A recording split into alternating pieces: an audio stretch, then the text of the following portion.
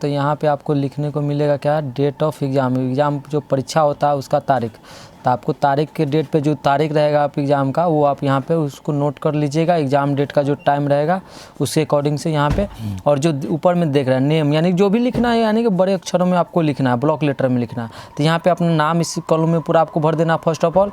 इसके बाद आपको सेकेंड में आना, तो एग्ज़ाम का डेट जो हम बता दिए अभी पहले, तो इसमें आपको डेट डालना है, इसमें मंथ डालना है, इसमें ईयर डालना है आपको, समझ गया। इसमें यानी दिन डालना है, इसमें महीने, और इसमें साल डालना है आपको, समझ गया सर। अब इसके बाद आपको इसमें जो रहता है, जो पुस्तक मिलता है, जो यानी क्वेश्चन पेपर जो मिलता है, तो उसमें लिखा रहता है एग्जाम में, जो पुस्तक पे डाला रहता है उसी को अपना विद्यार्थी अपनी भाषा में अपनी पुस्तक में लिखे, यानी कि आंसर शीट में लिखे। तो वही सेम चीज़ आपको यहाँ पे लिखना पड़ेगा, समझ गए दोस्तों। और यहाँ पे जो आपको मिलेगा, जो आप किस कैटेगरी में आते हैं, SC में आते हैं, ST में आते हैं, OBC में आते हैं, जो भी में आते हैं, आप इसको कॉलम को घेर लेंगे। और ये बारीकी से आप घर बढ़ाइएगा नहीं। वो मार्कशीट आपको अभी समझ लीजिए, आपको बात तो आपको दिक्कत ही नहीं आएगा। अब ये मार्कशीट, इसमें आप क्या कीजिएगा, पूरे सर्कल साइड से पहले आप बना लीजिएगा, और फिर इसके बाद आप बीच में जो भरिएगा ना, तो कॉलम का जो रहता है ना लाइनिंग, वो आपको सर्कल के अंदर में ही घसाए, बाहर फिर नहीं जा पाएगा। और फिर इसके बाद आपको होगा प्रश्न पुस्तिका संख्या जो रहता है ना, जो प्रश्न पुस्तक आपको जो मिलेगा उस पर जो नंबर संख्या डाला रहा है, ब्लॉक लेटर नंबर डाला रहता है, बुकलेट नंबर जिसको बोलते हैं, सॉरी बुकलेट नंबर आपको यहाँ पे नोट कर देना पड़ेगा।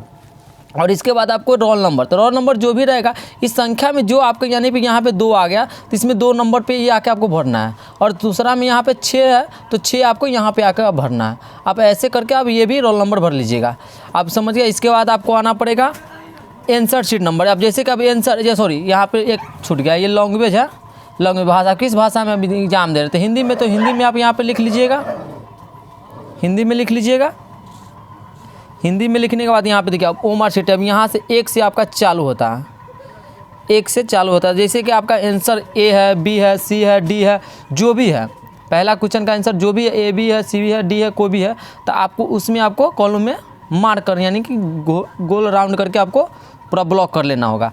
अब इसके बाद आपको इसी तरह से पूरा ओमार शीट को आपको भरना, और घर बनाना नहीं है। इसमें देखिए ओमार शीट में आपको फर्स्ट ऑफ ऑल रहेगा कि सर गड़बड़ा गया तो वाइट, ये सब आपको इम्तिहान से, आप वीडियो के एक बार नहीं समझ में आ रहा 2 बार 3 बार समझ लीजिए। और ये आप किसी बुक शॉप पे जाकर या ओमार शीट आप खरीद भी सकते हैं, 10 से 15 रुपये के रेंज में आएगा।